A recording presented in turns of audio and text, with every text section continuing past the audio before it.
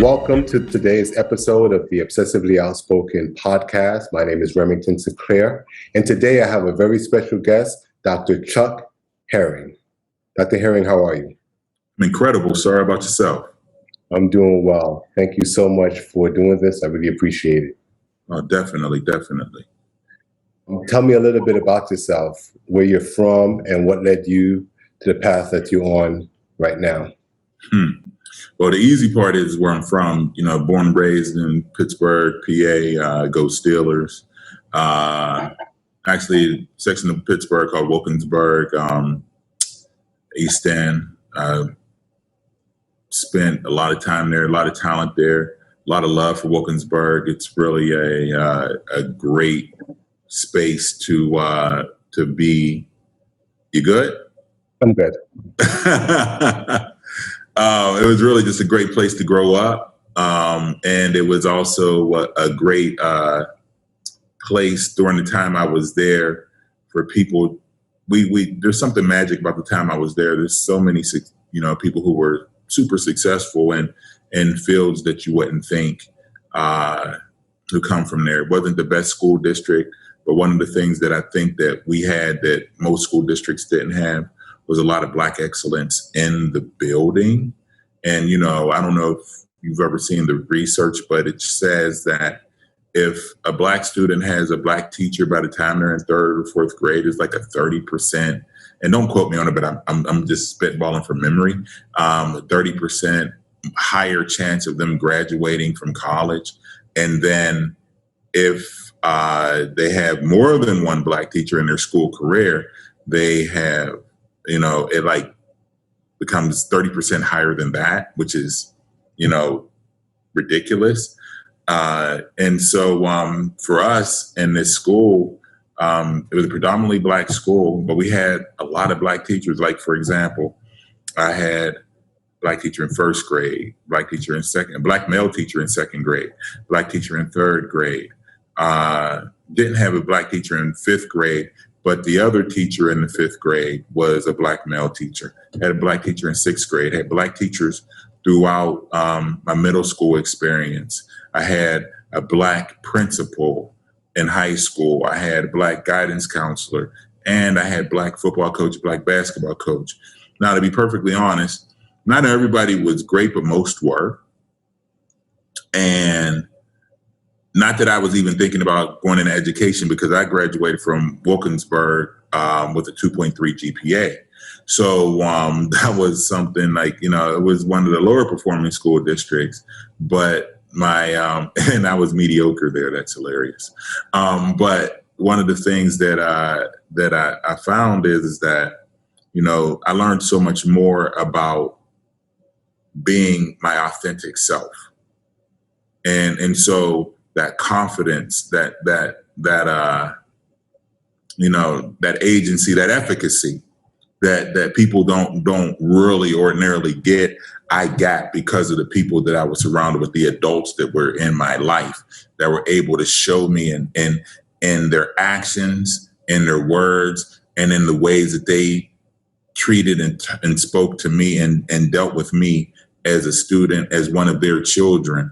I was able to be able to see myself doing something successful, even though it wasn't necessarily I was thinking about going into education. That was the furthest thing from what I was going to do. Okay. So when was the moment when you had the epiphany that this is what you wanted to do for the rest of your life? I still don't really know what I want to do for the rest of my life. Oh, okay. So, but the reason why I got into education, my wife has been in education, and I would go into her classroom and see the things that she was doing, and I noticed that I had a knack for taking the complicated and making things simple. And so she would invite me into her classroom, and she would have me spend time with the kids reading or just doing something. And I was like, man, the kids respond well to me and I enjoy this. So it was something that I really wanted to do. So I looked into becoming an educator. And it's weird, there's a lot of headwinds, there's a lot of barriers that comes to getting into schools of education. And what I mean by that is most people, and particularly most people of color in this country, yet and still, which is a sad thing to say, are first generation college. If, like when they go to college, they're the first person in their family to go to college, even today. So imagine back in 1986 when I went to college, being the first person to go to college, especially coming from, I was middle of the pack. I was from a lower performing school district. So when I went to college, I was just struggling to keep my head above water. And so those first 2, 3, 4 semesters, I was just learning how to be a student. I was learning the game of school, right? And so when it was time for me to make a decision or, trying to get into a school of education, I was nowhere near having a 3.0. So you have to have a 3.0 to get into the school of education, and they wouldn't let me in. And so at the time, and I'm jumping around, this story is kind of convoluted, but I'm just shortening it for TV. But I went and took the national teachers exam. They don't have that anymore. Each state has their own exam now. But at that time, they had the national teachers exam. And if you pass the national teachers exam for the Commonwealth of Pennsylvania, you actually passed for all 50 states. And so I went and I took this national teachers exam and I passed. And so I'm like, so I passed this assessment that people don't take until they're done taking your courses.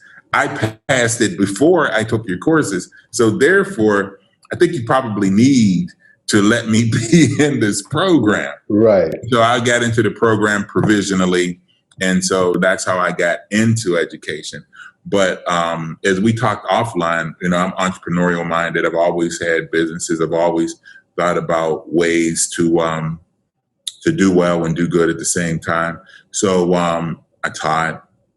I then created this character called Grammar Man.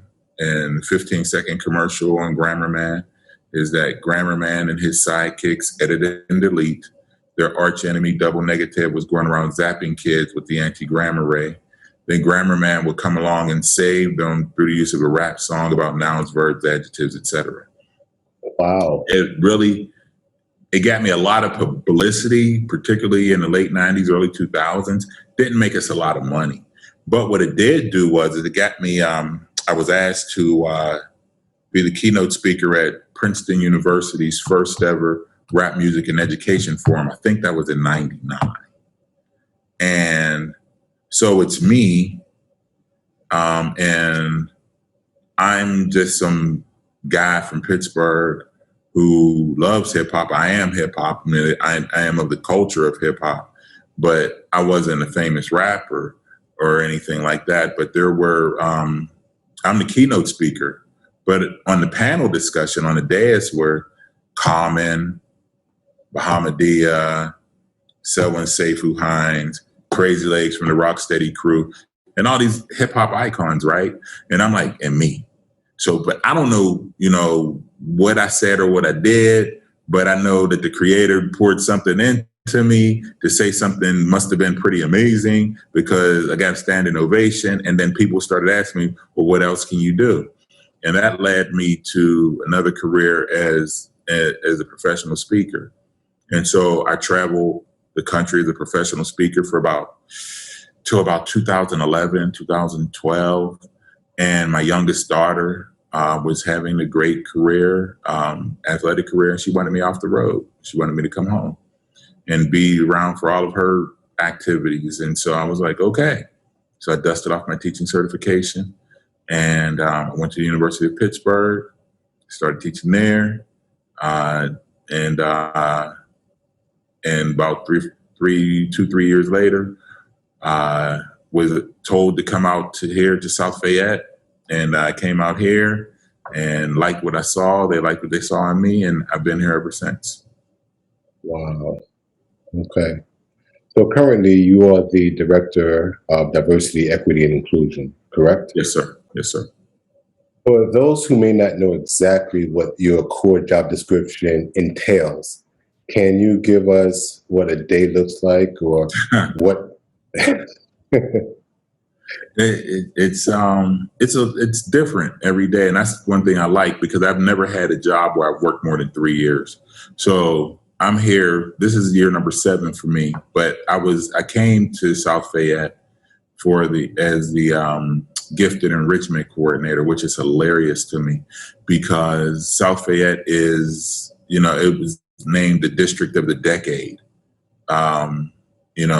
Top performing in the academics, the arts, and athletics, and me coming from Wilkinsburg with a 2.3 GPA teaching gifted kids, you know what I mean? It's crazy. Right. But what I did was I came in, I taught, I had a lot of fun. They told me to create this thing from the ground up, my gifted enrichment program. We would do field trips, but I would bring in field trips. I would have a lot of people, like I have a good friend of mine who is a Black nuclear physicist, and he would come in and he would do a candy reactor with the kids and teach them how nuclear fission works. I have another good friend of mine who was one of the youngest VPs at Goldman Sachs. He came in and taught my 3rd graders, because I taught K through 5. And he taught my 3rd graders all about the stock market. And in the Commonwealth of Pennsylvania, we have this Pennsylvania Council on Financial Literacy. And they have this thing called the stock market game, and it's from 3rd through 12th grade. And the 3 years that I did that with my 3rd graders, they actually placed in the top 10 based off of the stuff that they learned from my good friend who came in and taught them some things about the stock market. So it's like, I want to make sure that the kids are having real life, real world experiences so they can go out into this world, so they can do different things. I forged a partnership with Carnegie Mellon, their Entertainment Technology Center. And I would take a group of 5th graders every year down there to a master's level program where the people who are in this program are snatched up by Disney and Pixar and Electronic Arts and Blizzard and all these other different film and game making companies, and they're snatched right from this program and put into these jobs. And so I was like, well, my kids need to do this, because my kids make movies. I had, when I was doing that program, we did 4-camera shoot, used Adobe Premiere, the whole Adobe suite. And we worked in conjunction with the high school seniors, and my 5th graders filmed a movie. I mean, they wrote scripts, they pitched it, they came up with budgets, they did trailers, they did movie posters, they did the whole 9 yards. And people had different jobs from writers, directors, actors, producers, camera people, editors, sound editors, all that stuff. So I did all that. And then at the same time, or concurrently, I was, always into DEI work, diversity, equity, and inclusion. And, that just has been my whole life. I've always looked at things in terms of win-win situations. Right. And so when I'm looking at these win-win situations, how can I get people who have, when I initially meet them, or when I'm initially having a conversation with them and we're across the table from each other, how can I get them from folding their arms and, just being all closed off to me, to coming around on my side of the table with their arm around me saying, Chuck, where are we going to go from here? So, it's all about, like it says in hearing seminars, building equity and inclusion one conversation at a time. And those conversations is basically what I do on a daily basis. I have conversations with the faculty. I have conversations with the staff, meaning, so the faculty, the teachers and whatnot, the staff, the custodians, the mechanics, maintenance, the bus drivers, and just everybody who makes the school run. it's so important that if we're going to have, a world that's culturally responsibly safe and make culturally responsive safe spaces for everyone, then everyone has to be involved in the activities of making it happen. This isn't a one-person lift. I mean, it's too heavy for me by myself. Right. It's too heavy for you by yourself. It's too heavy for 2 or 3 people to do it. But if you have, several hundred people lifting just a little bit, then it becomes light. And so that's what I do. So every day I'm doing trainings. I'm meeting with people. I'm recruiting teachers of color, because that's one of the big things that's happening here. There's, when I was in school, like I said, I had so many teachers of color, and over the past, 20 years, they said that the research states that there are, in the Commonwealth, there's 6% teachers of color. That's not Black teachers, that's just people of color, period. So 94% white, 6% teachers of color. In Allegheny County, there's only 4.5% teachers of color. Right. So that's the greater Pittsburgh area. And I'm like, how is there only 4.5% when the county's about close to 30% people of color?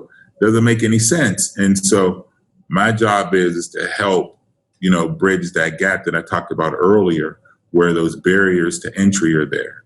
It's like most of us are first generation college. Most of us are coming from lower performing schools. Most of us are trying to figure out how to do college on the fly. But once we get it, and we graduate in large numbers, and we get, postgraduate degrees in large numbers, because, you figure things out. And once you figure it out, you get the combination, you can always open that lock. And that's right. One thing, when people don't understand that,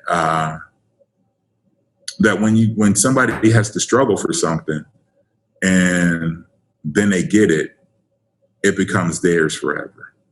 But if you just get something and and somebody just gives it to you, it's not really of that much value to you. So you might be a little cavalier or careless with it. Sure. And so that's where I think that there's a disconnect in these rules that people, these arbitrary rules, because it doesn't mean just because you have a 4.0 doesn't mean you're a good teacher. That just means that you did school well. Right. But can you really explain what you need to do, to help people, to help the students grow and maximize their potential? So let's talk a little bit more about building equity and inclusion one conversation at a time. Mm-hmm. Hashtag Let's Talk. The name of this podcast is Obsessively Outspoken. And I believe sometimes you have to be outspoken about certain things in certain spaces to bring about change. Mm-hmm. But with that comes discomfort. And I'm a true believer that discomfort is the impetus of change. Mm-hmm. What is your plight been like trying to have these type of conversations throughout your career to bring about progress and change? Well, one thing you just said about the discomfort, it's funny because you can't grow without pains. Hence, they call them growing pains, right? So it's like, you working out. It's like, this is hard. But after the fact, you're like, oh, wow, look at me. I look good. I feel good. I'm feeling better. But while you're in the midst of it, you're growing. It's the same thing with school. It's the same thing with this DEI stuff. And one of the things that, like in these trainings, we showed this, there's a video. I can't think of the name of it. I apologize. But there's a video and it shows people on a race, and they're on a track and they're running around the track, and it starts with a white man, a white woman, a black man, a black woman. But arbitrarily, it could have been Asian people or it could have been indigenous people. But the white person and the white man and the white female. But it just so happens that they're two black people. And the gun goes off and the runners start running, except that the black people aren't allowed to run, right? And when the gun goes off, it starts in 1619. And it goes around and around and around and around and around and around and around. And the time is clicking. And Black people aren't allowed to run until 1964 with the Civil Rights Act. So then it's like, okay, now you're allowed to run, but you have 300 plus years head start. You're trying to catch up. And so people are like, oh man, that's messed up and everything else. But our white brothers and sisters, they don't see it that way. And it took me a long time to be able to figure this out. They don't see it this way because they're running. So it's not like they're not working. Right. They're still working. You have to run. In order to get, you have to do something. You know, they say a dog don't hunt, don't eat. You got to get out there and make it happen. So they're out there making it happen. But, you know, I read this book and they were talking about, the question was, why is it that a flight from New York to LA takes about an hour longer than a flight from LA to New York? And what the reason is, it's just science. It's headwinds and tailwinds. It's like when you're flying from New York to LA, you're flying directly into the trade winds. So you have to go through the trade winds to get there. That doesn't mean you're not going to get there, but it means that you're going to have to work harder, actually much harder to get there than if you have a tailwind, because when you're flying from LA to New York, the wind is pushing you. And so some of the conversations that I'm starting to have now, once I really, this dawned on me is that you're working hard. You know, I'm saying to my white brothers and sisters, you work hard. I'm not saying that you don't work hard, but what I'm saying is that your skin color is not a debilitating factor in whether or not you're successful. So it's like you really are being judged oftentimes on the merits of your ability. But many times people of color, people who are different sexual preferences, gender fluid, people who are of different religions, or Jewish brothers and sisters, or Muslim brothers and sisters, and they all come together, they're being judged on what's happening externally. Right. So those are the headwinds. So they're flying from New York to LA. And you're wondering why it's taking them so long, but you're flying in the other direction and you're getting pushed while they're getting, everything is coming up against them and trying to hold them back. So those are some of the things. I hope I answered the question. No, you did. Now, with so many companies and corporations embracing diversity, equity, and inclusion initiatives and training, I don't want to be a pessimist, but it doesn't seem like the needle is moving as much as it should. I know we just had this issue with ESPN. We've had this issue. We talked about hiring Black teachers. There's always been an issue in sports with hiring Black coaches and even female coaches in the NBA. Why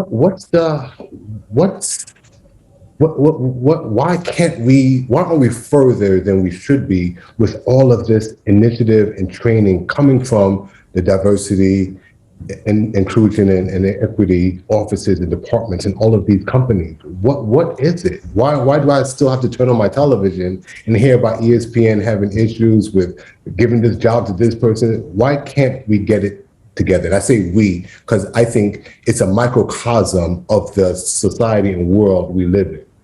Why can't we get it together? Dr. Herring. Yeah, sure, absolutely. I would say that we are. Okay. I would say that we are. It's just that progress takes time. And people say, when are we going to get this? When are we going to get this opportunity? And I'm telling people right now, you have to remember, I'm 53 years old. And the year that I was born was the year that Black people in America became first-class citizens. Because you had the big three that came up in the 60s. You had the Civil Rights Act, the Voting Rights Act, and in 1968, the year that I was born, you had the Housing Act. Those three things made Black people first-class citizens in this country. So think about that.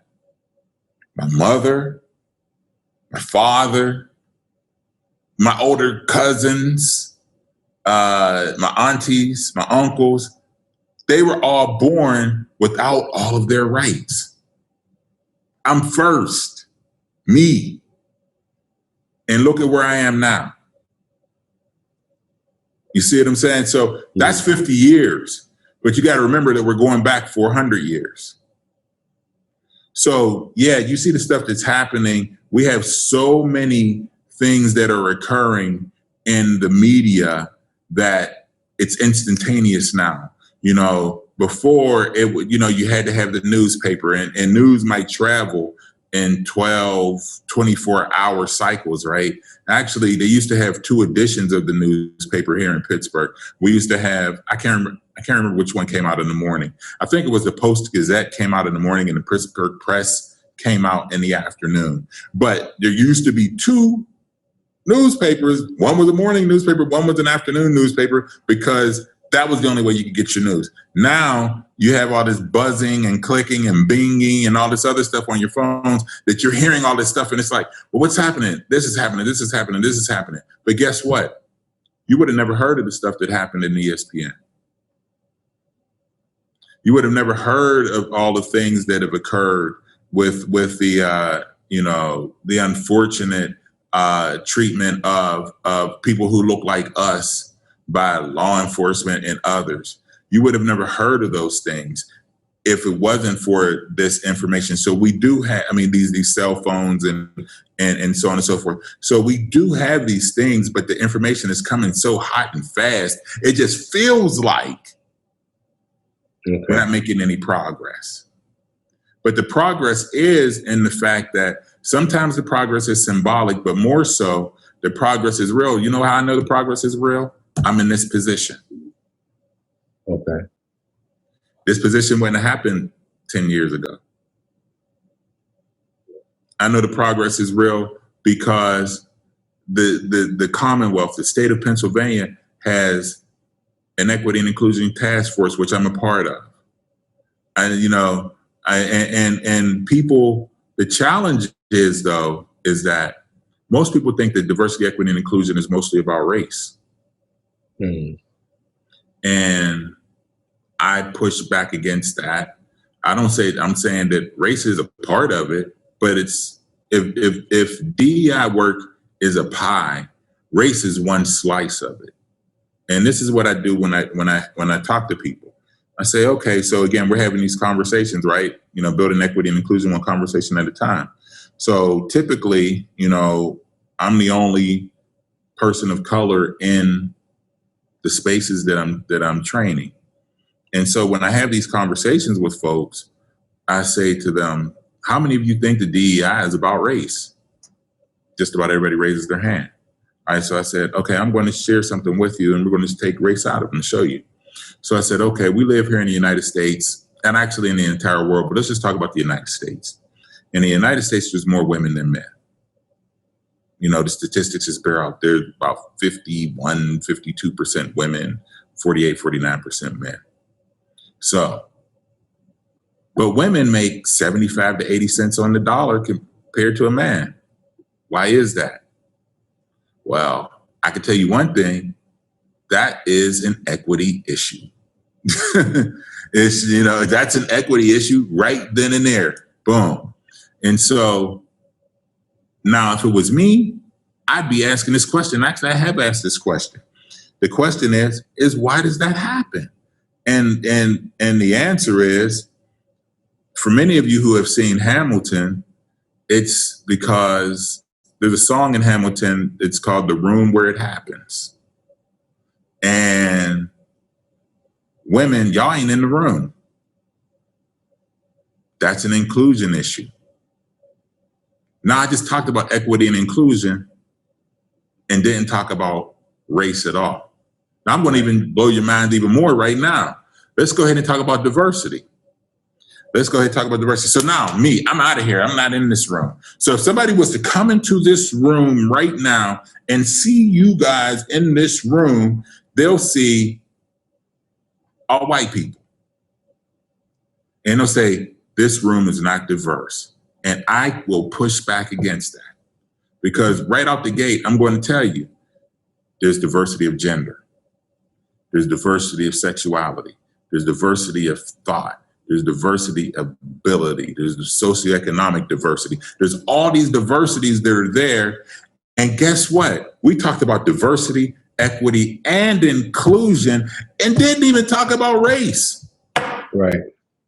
But then Absolutely. The next question that comes out typically is, well, why is it that Black and brown people, why are they the ones that are always talking about diversity, equity, and inclusion? Well, the reason why we're the ones that typically are talking about it is because we lead with our diversity. We walk into the room and people know that we're Black. And so when people walk in, so it's like, so they automatically see us as different or the other, not realizing that we may be more similar to them than everybody else who's in the room. That's right. So that's the framing of it, because now we can have a conversation. I'm not here to debate you. Debates, arguments, and whatnot, they're unproductive. But if we can have a conversation and just talk about it just from that space right there. If we have people who are willing to have those types of conversations, we might not ever get to the point where we totally land on the same ground, but we could get to a point where we're closer, right? Because I'm not here to change anyone's beliefs. You can believe what you want to believe. However, if your beliefs don't align with the goals and missions of the organization, you're going to have to change your behaviors. Right. So that's what I'm all about. As a native of Pittsburgh, you've seen lots of change and progress with diversity. For someone like me who's a transplant, I've seen the changes since I've been here to now. But what do you think are some additional changes Pittsburgh could make to become more of a diverse city? That's a good question. That's a really good question. Some changes that Pittsburgh could make to become more of a diverse city. I think that, we talk about, Pittsburgh has been named the #1 city in America several times. I think the first time was like 86 or 87. I think I was in high school. And then, that I remember anyway. And several times since then. And so just thinking about that, what you're asking me, because conversely, Pittsburgh has also been named the worst city in America for Black people. And so it's like, so how can you be #1 for everybody, but last for a subset, right? I think we need to just be more active and attentive in having these conversations. And because oftentimes we all live on the same planet, but we live in different worlds on this planet. Right. And as Black people, our world intersects with others all the time. We intersect with people from, South Asia, Far Eastern Asia, so on and so forth. So like Indian brothers and sisters, Pakistani, Bangladeshian. We have people from Korea, Okinawa, China, Africa, like the different countries, Kenya, Nigeria, South Africa. We intersect with just about everyone. And of course, we intersect with people from, whose ancestry is European, right? We intersect with people whose ancestry is German and Scandinavian and English and French and Spain and all this other stuff. So we're very comfortable in that space. We have to have, in my opinion, people, particularly those who are from the European space, having them cross over and intersect with some of these other spaces. And not just to come down and get a few artifacts, but just to really be a part of being a part of these communities, and being able to interface with them, and them being a little bit uncomfortable, not in the sense of feeling unsafe, but just not knowing the cultural norms. Right. It's like, we come into spaces and we know we have to know these cultural norms in order to survive in these spaces. But, the cultural norms of the neighborhood that I grew up in are much different than the cultural norms of the neighborhood that I'm working in. Right. And so if we have these, if people can understand that, but the cultural norms don't make people different, it just makes it, what they say, variety is the spice of life. It just makes it more interesting. Right. So we just have to have people get out here and just be interested in learning more about other places, other folks in other communities. I think about this a lot. One of the things I think about is developing empathy, and last night my wife and I were being interviewed, and we were talking about how people can develop empathy, and we talked about she asked me to share this thing that I say often, and I say about your mother never told you any bedtime facts. She tells you bedtime stories. That's how you know these stories. That's how you know the three bears. That's how you know the three little pigs. That's how you know what happened with Hansel and Gretel, because your mom told you a story. If your mom would have just told you some facts, you wouldn't have remembered it, right? And so, because there's something innate about humans where when we're told a story, we automatically put ourselves in it. We're either active in that story or we're a fly on the wall, but we're in space. So we're watching it from inside of that space, or we're actually participating. That's what our minds do. And so when you're having these, facts tell, stories sell, we're developing empathy. So the challenge is, though, is that nobody is telling the stories of certain groups of people in this country. Like our Jewish brothers and sisters, there's a lot of empathy for them, because we all know the Diary of Anne Frank. We all know Schindler's List. We all know The Boy in the Striped Pajamas, the Night of a Thousand Stars. We know Fiddler on the Roof. We know these stories because they're part of our cultural zeitgeist. But really and truly, do you know the story of Booker T. Washington?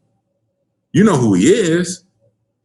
You know some facts about him, but you don't know his story.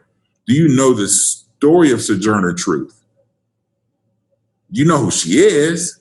You know some facts about her, but you don't know, who she is. You don't know what makes her tick. What were the things that she had to go through? Do we know what Mary McLeod Bethune had to go through to start Bethune-Cookman College? You know what I mean? We don't know these stories. We don't know the heartache and the hardships and then the joys and the triumphs that came from that. And so that's the thing that builds the empathy when we hear and are participating in those stories. So we have to become better at storytelling. We have to be better at controlling the narrative. And that's where I think that things will really begin to change once we begin to get better at telling the narrative. And I think that getting all the way back to the thing with Pittsburgh, to make Pittsburgh better, an attractive place, an accepting place for people of color, is we have to be better at sharing the stories as to why people of color should be in Pittsburgh. Okay. I believe empathy can be congenital or it can be acquired. But I think the issue is, when are we going to get to the point where we can honestly say we're not as empathetic as a society as we would like to think we are?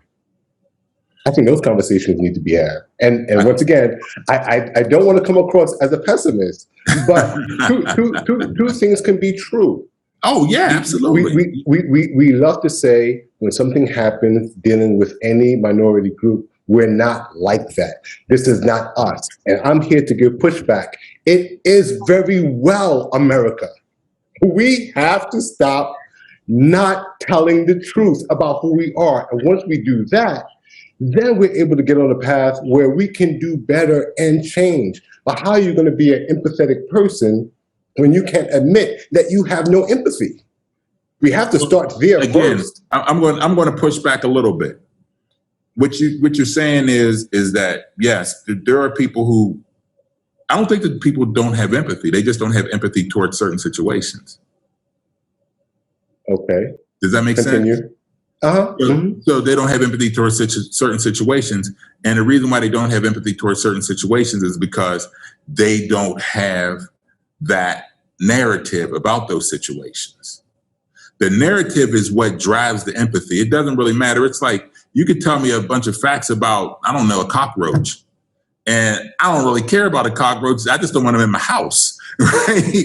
And so, but if there was a narrative that told me why cockroaches are so important, like honeybees have a heck of a narrative that now all of a sudden people used to just swat bees left and right. Now it's like, no, we can't kill these bees. They're a major part of our ecosystem.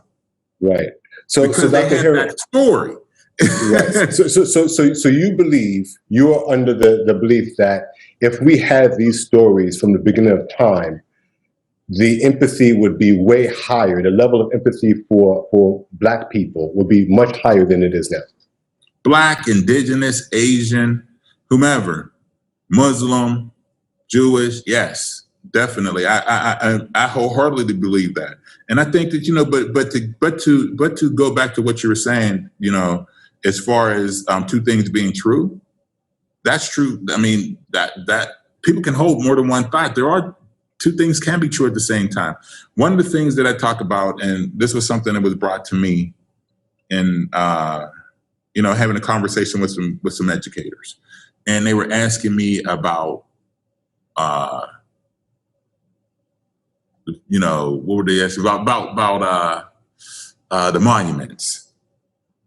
And I was like, well, what about the monuments? And they were like, should we have monuments? People are always trying to catch you with gotcha questions, right? They're like, so should we have monuments or not? And I'm like, well, which monuments are you talking about? And they said, okay, we'll talk about Confederate monuments. And I'm like, I don't think there should be any Confederate monuments. They're like, well, why not? That's history and da-da-da-da-da. And I said, okay, well, what about this? We could just take it back 70, 80 years. Hitler invaded France. Germany and France are right next to each other. When Hitler and Mussolini invaded France, are there any statues of Hitler and Mussolini in France? No. Are there any buildings named after Hitler and Mussolini in France? No. Why is that? Because they were an invading army who tried to take over the government. So therefore, now we know who Hitler and Mussolini are because the stuff they did was historical. We need to know these things. But should they be revered? Absolutely not. Same thing with the Confederacy. The Confederacy, it was an invading army. So should we know about Robert E. Lee and Stonewall Jackson? Yeah, absolutely we should know about them. But should they be revered? Absolutely not. So then, that's just me. That's what I think. Okay, so what do you think about, that's a slippery slope. What do you mean it's a slippery slope? Well, if you say get rid of them, then you would say get rid of George Washington and Thomas Jefferson. No, I wouldn't. And they're like, why wouldn't you? And I would say, well, I say we keep those. And they're like, why should you keep those if you don't keep the other ones? I said, we keep them because they didn't invade the country. But we keep them with a caveat. And what's the caveat? The caveat is that we tell the truth.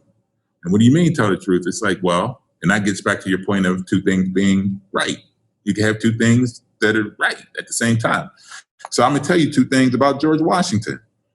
George Washington, the leader of the Revolutionary Army, defeated the British, became president, set a precedent that he was only 2 terms, didn't become a dictator, and stepped away and did that so we could not have a king. Pretty dope. I think that was cool. I think that was great. He did that. He did do that. But also at the same time, George Washington enslaved hundreds of people, tortured them. I know when I was in school, I learned that George Washington had wooden teeth. I had no idea that George Washington's teeth, I believe that his bridges were made out of wood, but his teeth were from enslaved Africans. That's horrible. That's horrible. You pulled somebody's teeth out of their mouth to put in a bridge for him so he could have teeth, and that person doesn't have teeth? Right. That's one of the worst. I can't think. That's terrible. So you could say that George Washington did some great stuff and George Washington did some horrible stuff. So can we say about George Washington that George Washington was great for the country, but he wasn't great for all the people in the country? Yeah. I think we can say that. Sure. I think that's fair. Mm-hmm. And so two things can be right at the same time. So do we take down the statues of George Washington? No, but we tell the truth. That's just me. But we tend to lean on one narrative. So when I hear Kamala Harris or Joe Biden say, this is not a racist country, but then I have intelligence from the CIA saying that the biggest terrorist group is white supremacists, that's confusing. Well, what does Dr. King say about that? What does Dr. King say about that? He says, cowards ask if it's safe. Politicians ask if it's popular. But conscience asks if it's right.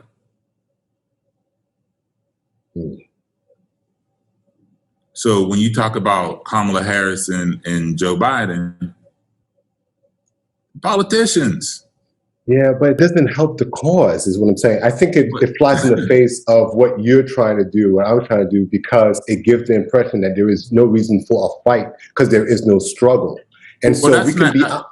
Oh, go ahead. I'm sorry. We could say we've come a long way, but there's still progress. Once again, they could phrase it and frame it as if to say, we're doing great as a nation. We've come a long way, but there is still a long way to go. But when you frame it the way that they do, or some people do, whether they're in the public eye or not, it sets us back. I would say that, again, I would say that sometimes some people say words that are unfortunate. I would say that, in my opinion, that to frame it that way is a little bit unfortunate.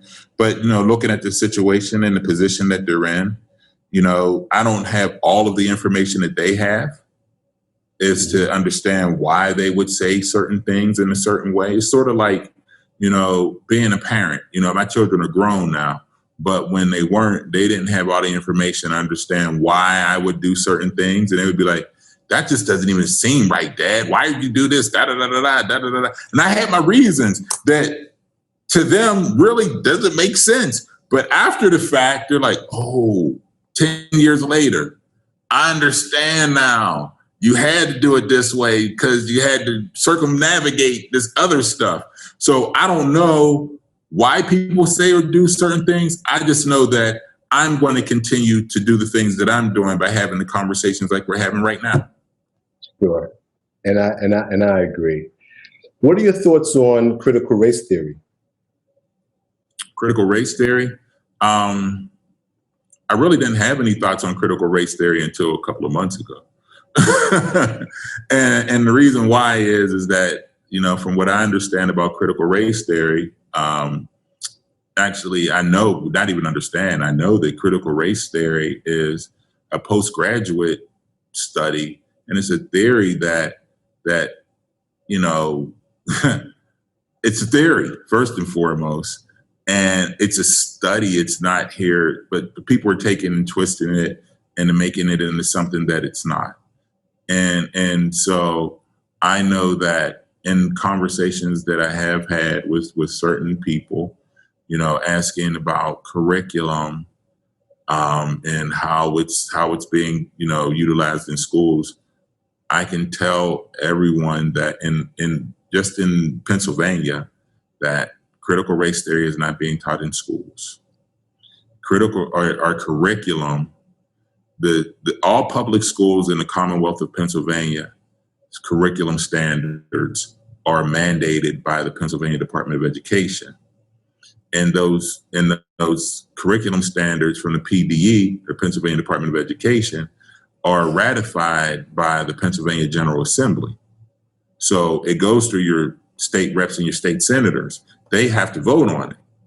And so as far as I know, and I've spoken to a lot of people about it and done some research myself, I haven't seen anything about critical race theory. I just think that sometimes people are looking for a reason to fight, and any old thing will do. You know, I remember some friends of mine would say peanut butter, and they're like, what's peanut butter? Just a reason to fight. So, like, okay. Moving forward, do you have any, I know you talked about offline, you were a public speaker, motivational speaker. Any thoughts on getting back on that path? I think that I do that every day. You know, working with my students, working with other adults, working with schools, working with other, my wife runs our company, and occasionally I have opportunities to go in and share, the stage, the proverbial stage with her, working with other companies and organizations. And so I get that fixed, taken care of pretty, a lot. People like you asking me to speak, and so it's definitely something that I enjoy, but I get that fixed, taken care of. But the main thing that I really am excited about is working with the kids. My kids, they wrote this really amazing book. You can see that. Raise Your Voice, Stories of Shout. Last summer, kids they were having some struggles. People don't think about the struggles of the kids because nobody wants to talk to the kids. I talk to them every day. And so they were really struggling with what was going on in the world because people were keeping secrets from them. I mean, and secrets in a way that you can't really make this a secret because it's happening in plain sight. Right. And so somebody needs to help them unpack it. So I said, why don't we just write, as a catharsis? Write about how you're feeling, and we'll turn it into a book. And they're like, Dr. Herring, you think we can make a book? I'm like, do you realize how many horrible books are written every year? I said, of course we can write a book, and I guarantee you that it'll be pretty dope. And it wound up being pretty doggone dope. And so we have some amazing testimonials in this book. Testimonials from, I'm just looking right here, Mr. Kobe Altman. He's the general manager of the Cleveland Cavaliers. Dr. Clyde Pickett, he's the Vice Chancellor of Diversity and Inclusion from the University of Pittsburgh. We have Ms. Jenna Kramer, she's the Executive Director of the Green Building Alliance. We have Ms. Latricia Hill Chandler, she's the Chief Diversity and Inclusion Officer for Arvest Bank. I had no idea what Arvest Bank was, but Arvest Bank is actually the Walton family bank. Mm-hmm. So, not, Sam Walton's kids and grandkids, that's their bank. And she's the CDO for that. So we have this book. And where can people get that book? You can get it from handprintshillfootprints.org, or I think I have the link right here. Let me see if I can pull it up. You can actually, can I send this here? I can't send anything in the chat. Let me see. There it is. All right, so you click there, you can buy the book there. Okay. When I moved to Pittsburgh in 2010, I decided to become a big brother from the Big Brother, Big Sister program in 2012. And my little was 6 at the time, and now he's 16. Okay, so, wow. I agree with you wholeheartedly when you find an opportunity to pour into the kids and then work with the kids is so rewarding. And I think my biggest surprise is how much he's poured into me. Yeah. And sometimes I feel bad. I hope I didn't cheat you out of this because I feel amazing just having you as my little brother. And I hope you feel the same. People think it's just one-sided. I want to do something. Mm-hmm. No, it's reciprocal. And you get just as much as you put in, sometimes more. And absolutely. It's so true. That's so true. And so I'll be remiss if I don't say thank you for all that you've done with the kids and the book and the movies and the editing. Like, if I had someone like that in my formative years, I would have gotten into media production a whole lot sooner. So thank you for all that you've done for the kids in the community and continue to do. Oh, thank you. Thank you. That's my pleasure. You know, I'm a firm advocate that if you can do well and do good at the same time, that's a winning situation. Absolutely. You know, Absolutely. So that's why I'm always trying to do good. I want to be mindful of the time. Where can people find you? What's your website? If people want to contact you and your wife for, you know? Oh, yeah, they can just go to hearingseminars.com. And I'm everywhere on social media. You can just hit me up at Chuck Herring on Twitter, or at Chuck Herring Speaks on Instagram. Okay. Yeah. So one more thing, you talked about very early in this conversation being an avid hip hop fan. Yeah. And that took me back to a place. My first recollection of hip hop was Planet Rock in 1980, and I've been a big fan ever since. And you talked about Common and Muhammadiyah, and you just took me to a place where I was like, that's what I'm talking about. What are your thoughts now on the culture and the impact on society on the whole, but also just the Black community? Are we in a good space? And once again, we're not in the Public Enemy, X-Clan era, and so I don't want to bash any of these artists for what they do. But what are your general thoughts on where the culture is and where it's taking us? That's another really good question. As far as being hip hop, I am hip hop. So I'm just at a different phase and facet of hip hop than the people who are coming up now, who were in their, teens, 20s, 30s. But I don't really understand a lot of what they're attempting to say or do with hip hop, because before it was a music of empowerment to me, that, people would say and do things in the level of skill that was required to be involved. My friends and I, we talk about this all the time, and not to belittle anyone, but just to say that it's a different vibe. When we used to listen to rap music in particular, and we would hear somebody who had bars like, say, Rakim or LL or somebody, and they would just be flowing, and you're saying to yourself, oh my goodness, I don't think I could ever do that. You know what I mean? And now I think that kids hear rappers and be like, I know I can do that.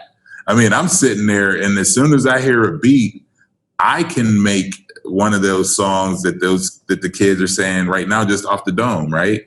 And it's like, so it's not about the complexity of it anymore.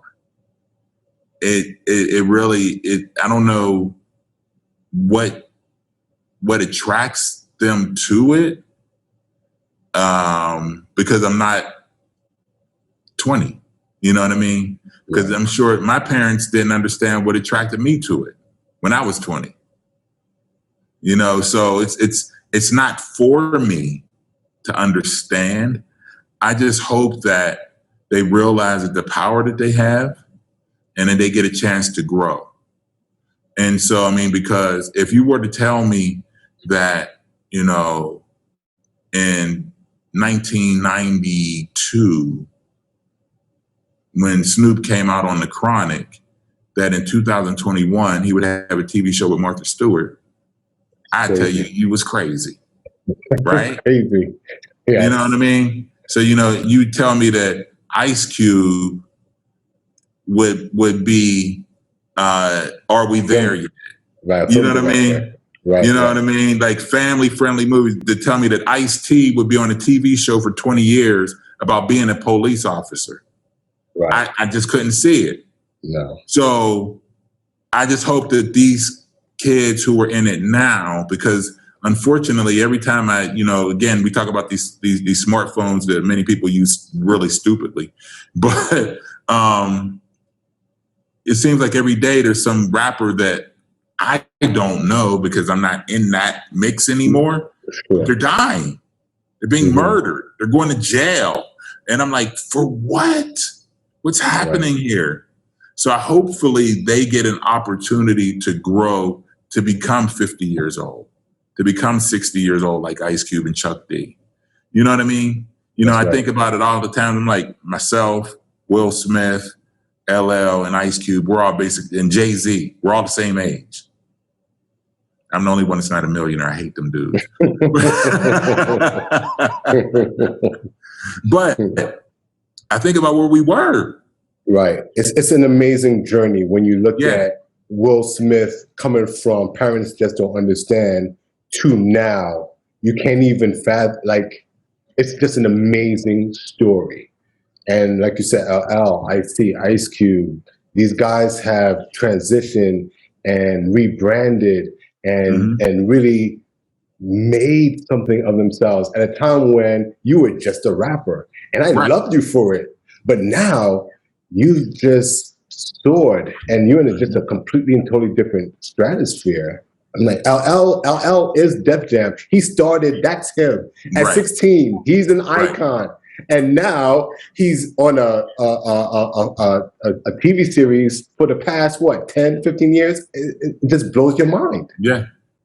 Yeah. So again, my goal, my hope is that the people who are, carrying the mantle of hip hop right now, that they have an opportunity to grow like we did. Right. That just grow, because as you grow, you see more, you experience more, you're able to make better connections, and you're able to develop into something. One of the things that, we talk about a lot, my wife and I, is that, and not to talk about this person, but he said it in his comedy special about kids being brain damaged. Bill Cosby used to say that all the time. But it's true. Not that they're necessarily brain damaged, but their brains are underdeveloped. And that's why, the insurance companies spend billions of dollars on actuaries who say that, your brain doesn't fully develop until you're 25. So we're going to charge you these astronomical rates. And then instantly, when you turn 25, the rates go down. Right. Because your brain isn't fully developed. So my hope for these young hip hoppers are that they get an opportunity for their brains to develop, and then they get a chance to use them. Well said. Can I squeeze one more question out of you? Sure. Real quick. The N-word. Should we, as a community, ban it from public domain and keep it in private, or should we just ban it altogether, or does it even matter? I never really thought about it from that perspective. I think about it from a perspective of how is it that you carry yourself, and I don't think that anyone, we talk about cultural appropriation, right? And so this is something that, a lot of Black people are claiming that Black people have, singular domain over this word. It's like we do this. And now we're seeing other cultures that are claiming pejoratives as their words. Like, for example, women calling themselves the B word, or LGBTQ plus family members who are calling themselves the F word, right? So there's all these different words that were pejoratives even as shortly as 10 years ago that are now being claimed by these communities to be, they can utilize them as terms of endearment. And you said something a while ago about minorities. And one thing that I just want to push back on is that, we're the global majority. We might be the minority in this country. but globally we're the majority. And so when people say different things and whatnot, the global majority, I guess people can say and do what they want and how they feel about it. Me personally, I'm not one to be out here just throwing that word around willy-nilly. You know what I mean? I think that I've kind of outgrown and I've outgrown I've grown past some things.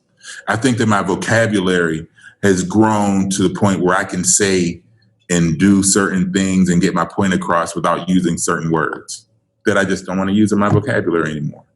But maybe others haven't. So I can't begrudge them because they haven't grown at the pace that I have. So it's like, dude, you say what you do, but I'm going to say to you, just like anybody else, respect me and don't use that word toward me. Right. Okay. Well, listen, I appreciate this conversation so much and you accepting the invite to be a guest on the Obsessively Outspoken podcast. Is there anything else you would like to say before we conclude, Dr. Herring? I'd just like to say thank you for inviting me. Thank you for thinking of me. I'm super excited that you are in the middle of living your dream and your passion, and just honored to be a part of this, and just wish you all of the success in the future. And looking forward to seeing where you're going to take this, because I know you're going to take it all the way, past the top, all the way to the tip.